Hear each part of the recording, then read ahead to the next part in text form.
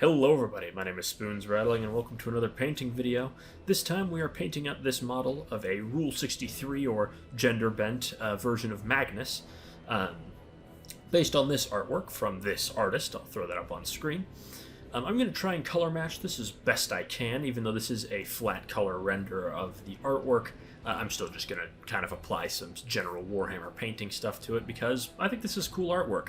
I think it's a generally cool design that stays pretty, recognizably Magnus without being too far out there. Now we're going to start with an off-white, Corax white for the cloth bits. That's going to be, of course, the dangly crotch flag, the chest piece cloth area, I suppose, as well as the two, straps, loops going around her thighs. Corax white paints quite well over gray, as you can see I base coated here, but you're still going to want to do 2 or 3 coats, preferably, before applying a final wash to it. Next up is the skin, and in the artwork it is very pinkish, as opposed to a very deep red, but I'm going to use my standard skin painting, so I'm going to start with a darker red, here Mephiston red specifically, and just paint this over all of the skin. Now there are some differences between this model and the artwork, of course. One thing, she is not wearing fingerless gauntlets, so don't paint her hands. That's the main thing, though. Mephiston red is just a great paint. It should go on in 1 coat, though I still did 2, just to make sure everything's nice and smooth. And this, of course, is a lot darker, but we're going to highlight it later with a mix to get more to that sort of rosy, pinkish red that we associate with this artwork, of course. This is pretty easy because most of the armor here is very open. There are some very sort of narrow areas where you might get some red on the Corax white, but that's kind of just a price you're going to have to pay, especially on like the thighs. But it was overall pretty easy. Next up was the hair, and I just used Flesh Terror's red contrast. We're going to apply a dry brush to this later to pick out some of that detail, and I think this is a pretty good color match for the hair. I will say that is the one problem I really have with this miniature, is just the hair isn't long enough. Now, I'm a Dragon Ball fan, have been since I was a kid, so I tend to like really crazy big hair. And this is just a lot more tame and standard than we see in the artwork. But again, there are some differences, like there aren't any ornamentations on the horns, on the shoulders, and the shoulder blades. But it's, not too bad. Again, 1 coat of Flesh Terror's red. This is one of the most powerful contrasts you can put down, so you won't need any more than 1 coat, really. And just try and be a little bit careful around the skin, because you don't want it to get too dark. Next up was the flats of the armor, and I did this in the Army Painter color Royal Cloak, which is a turquoise. It covers decently over gray, but I did have to do, I believe, 3, even 4 coats in some areas just to get this nice and even. And of course you're going to do this on most of the armor that's not going to be painted gold later. And it looks quite nice. I don't think this is the perfect match, but it's the most sort of turquoisey blue that I have. I could have used, maybe Sotek or something like that, but that's more green than blue. So I thought this was a good sort of middle ground blue that isn't, super dark, but it also isn't exactly the color I wanted, but I also wasn't going to run to the store to get 1 color. Sorry. But again, this is pretty easy. All of the armor panels except for the left thigh plate is very easy to get access to. And while you will cover some of the trim bits, it's not the biggest deal because you're going to be painting them with a powerful gold paint later. Next up was to move on to the metallics, and I wanted to start with the pale gold because there are less areas that are painted in this color, or I suppose drawn in this color in this case. But I didn't really have a pale gold because auric armor is absolute dog water as a paint. So I just kind of mixed up Liberator armor with Stormhost silver and a little bit of silver ink to make something that was paler than my average gold. And though it's not perfect, it should probably be a bit more yellow. I'm not exactly sure, but I definitely do need a different gold. I can't just use Liberator for everything. But you'll just have to look at the artwork. This is going to go mainly on sort of the ornamental bits, so it's her belt buckle, the tops of her knee pads, and certain areas of trim that are usually the smaller areas for it. This was a super powerful paint just because metallic ink, gold, silvers, they're all very strong colors, so it was not at all hard to get this on. And then for the rest of the trim, which I did shortly after, I did just use Liberator armor, or Retributor armor? Oh, I can't remember. I'll have to set that in post. That is just a really good gold paint, really. So that is a great way to get your dark golds going that still look nice. They're not super like raggedy or eroded or anything like that. Next up, we have to paint all the jewels, and we're actually just going to base coat these for now using black. Any black will do. I believe I used Vallejo black, but you know, or no, I used Abaddon actually, Abaddon black, to paint up the gems. The one on her chest, the one on her belt buckle, and then her knee pads, as well as her shin guards. There's that little gap between the leg warmers, I guess you could call them, that also needs to be painted black. And I mean, I'm sure if you've painted any miniatures, you know that black is just great. It goes on in one coat unless it's really over thinned, or it's like gloss black. That tends to take multiple coats. But I just went pretty standard here because I'm going to go for that kind of classic gem look where you paint black and then white and then the color in the bottom right corner. There's also a few gems on her forearms, her gauntlets, so make sure to get those as well. And if you do wondering what I'm using just Artist Opus, like size 0. I really do recommend, once you've gotten the basics down, to upgrade your brushes, because once you start painting with Sable, you're going to wonder how you ever did it without, because Sable really does make all the difference. Sorry for the autofocus being a little weird here. Again, I'm still learning how to film very effectively. I'm also trying some color balancing here to get these colors a bit more accurate to how they actually look. Tell me what you think down below. Now, we're going to paint the cloak next, and that's pretty much the last thing we have to do in terms of big areas. Then we mainly have ornamentation. I used Screamer Pink, as that seems to be an almost spot-on color to the one used in the artwork. So just paint this all over. I do think this cloak is perhaps a little bit thick and blocky, but it's not the biggest deal. The rest of the model is so eye-catching, the cloak very quickly fades into the background. Oh, again, there's the autofocus, being an idiot again. Sorry about that. I'll try and get better with my hands. But Screamer Pink is going to take a couple coats over gray, especially when it's thinned properly. But it's such a pleasant color that I never mind cracking it out. I love using it. It's so regal and fancy, so to say. But moving on from that, next we're going to paint up the horns. I'm not sure what else to call them. Spines, I suppose. Just the bony ornaments on her shoulders, front and back. I used a Wraithbone, sorry, not a Shabti.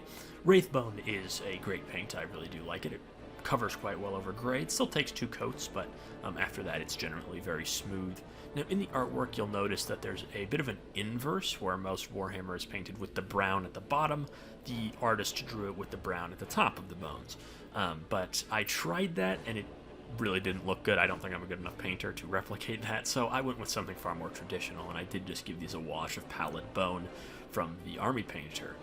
There's not too much to say about these, though. They're kind of just here to add in a little bit of brevity from all the reds and blues. I think it does work quite well as a bit of a pace breaker, so to say. As you can see here, I did hit the blade of her Guandao spear with a silver color, just something kind of standard. It's not used anywhere else. Then I broke out the Apothecary white contrast, which is just really nice to smooth out your whites, and applied that to all of the cloth, because that's where it's supposed to be used, on whites. This stuff adds in a slight bluish-gray tinge, which I quite like, and it just, again, it kind of smooths up whites, which is something I'm not the best at. I still need to work on painting whites, but I don't have a white army, so I'm not sure where I'm going to try that out. Just do this all over. It's really quite simple. I'm sure you all know how to use contrasts or washes. They practically work the same way. From there, there wasn't that much left to do. I did apply that wash to the horns, but next was to paint the jewels. So the way I did this was I took the Vallejo Violet and painted this into the bottom right corner of all the blackened gems. This is going to look really, really weird when you first do it. But trust the process. That's the biggest thing with art, is you have to trust the process. It's going to look really weird, but when everything clicks, it'll look better. Again, sorry, I really need to get better at being more mindful here. But I did this on all the gems, and then from there you need to move on to the next step, which is applying a white in the top right, or top left corner, sorry, if you want to invert these if you want to do them a different way. And then you apply a little bit more of a brighter color down in the bottom right to sort of make this refracting kind of effect. I just use white ink, because white ink is really powerful, to go over the black. in just one go, pretty much. You can see here on the bent arm, I did have to change up the perspective a little bit, but just kind of something you're going to have to learn how to do. And to finish it off, I simply applied a bit of squid pink onto the bottom right corners inside of the purple. This is honestly pretty pleasant. It looks quite nice on the tabletop, and even though I'd say I'm not the best at this technique, I'm still very much, I'm always learning. It's a fun thing to do, and it helps you practice your brush control, so I'd highly recommend doing it. It looks quite convincing and nice once you finish it. Next up is the part we've all been waiting for, finishing off that skin. I mixed up a red using Mephiston red, a little bit of Caucasian flesh tone, maybe even a little bit of, whites, various things like that to get this sort of rosy pink red. And much in the same way I paint my orcs, you just paint this on all the raised musculature. This will create a very, very nice effect that's very visually striking, especially on the tabletop. And it's quite easy to do once you get the hang of it. It's very much like a eureka moment once you do it for the first time and you just want to paint all of your models like that. At least I do. It's gotten to the point where I actually prefer painting skin to anything else because it's just so easy to get a great effect. Now, one thing that's going to sound a little strange, but I think is very true, is that if you ever need to practice highlighting and want a way you can do it very easily without too much risk that'll still look good, female models are actually a pretty good way to do that. I've learned about this when I was painting my Eldar. Breasts, as we'll say, are just really easy to highlight. So just do that. Get some ladies and highlight them up. You'll find it very easy to do. Alongside any other musculature they might have. Orcs are probably the best example of that because they've got giant muscles all around, but I just wanted to give a little bit of a funny anecdote from my own painting experience. This paint, since it's a mixture of generally pretty powerful paints, it goes on, smooth in one coat pretty much, and just go around until you've hit every area that would be a little bit brighter. Again, mainly the raised musculature, the toes are a good thing to hit just because, again, they're sticking far out from the model. But you don't want to hit everything like the deep recesses under the arms or anything like that. Now, painting the face is a bit of a different beast. I do enjoy painting faces, but I don't really know how to do female faces. Because if you just follow the male example of picking out the brows, nose, chin, and maybe the cheekbones, you'll get a very strong masculine face. That's why a lot of heavy metal Sisters of Battle look a little off. Because they are just sort of using that same tactic. So what I did was I ended up just kind of highlighting the entire face. It makes a much rounder appearance, which I think just looks a bit more feminine than if I just picked out the nose, brows, ridge of the nose, and so on. So just keep that in mind. If you got any pointers, maybe leave them in the comments, and maybe I'll employ them if I do a sequel to this with one of the other Primarchs or something like that. Again, autofocus being a fool here with my fingers. I gotta get better about controlling where I'm looking when I'm painting. Now, for one last step, I did Drakenhof Nightshade over all of the blue and the blade of her spear. This one you could probably skip. It did add on an extra stage of having to layer the blues, but it will look quite nice. Again, autofocus. I'll try and work on that. I'm very sorry that it keeps focusing on seemingly nothing. But this is very simple. If you know how to use a wash, you know how to do this. And if you don't, just get your brush a little bit wet, load it up, and then run it over everything you want to wash. This will just darken down the blues, and then we're going to layer back up with that original turquoise color afterwards. You can also see I did the pommel of her spear, I'm not sure what the word for that would be, in a dark blue, just using a blue contrast paint I had on hand. Next up was, of course, just layering back up with that royal blue, and this went on in a few coats, of course, because it's a darker color that we're going over, but it does look quite nice. I really do enjoy this, and if you find yourself struggling to do this, again, I'd really recommend upgrading your brushes. I'm not sure what it is or how to describe it, but once I moved to Sable, I found layering so much easier because the paint's just a lot easier to control. Aside from this, we've effectively done everything. Now, I did not base this model, I simply painted her base black. And she's on a 40 mil base. I'll throw up at the end a bit of a size comparison. I'm not sure what I'll run her as. A Chaos Sorcerer, probably, despite the fact that she's pretty damn big, as one could imagine.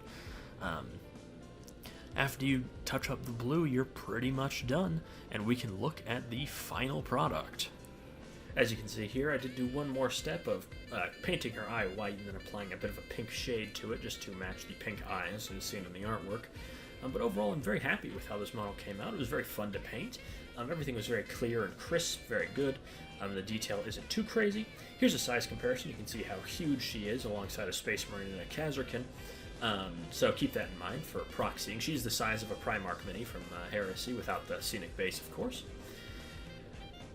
What can I say? Very, very, very happy with how this model came out. If there's any other Primarchs you'd like to see, let me know what you thought down below and who it is you'd like to see down below as well.